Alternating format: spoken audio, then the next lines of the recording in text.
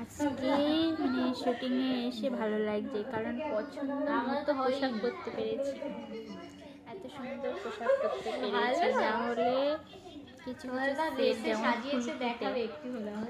গেলে পুরো ভিখারি বানিয়ে দেবে। কানের খুলে দেবে, আমার নাকেরটা খোলারও চেষ্টা করে, পারে না, পুরো ভিখারি বানিয়ে দেয়। কিন্তু আজকে আমি ভীষণ হ্যাপি, মানে খুব সুন্দর সুন্দর করে সাজতে পেরেছি, সুন্দর নিজের মতো পোশাক করতে পেরেছি।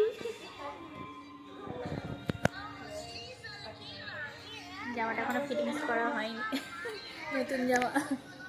একজন অনেক কষ্ট হয়ে গেছে, শুয়ে পড়েছে। সে বলে না বসতে দিলে শোয়ার জায়গা লাগে, আর এটা একটা এসি রুম, বসতে দিয়েছে, ঘুমিয়ে টুমিয়ে পাগল হয়ে যাচ্ছে সব। আমার মেয়ে তো একদম সবার আগে।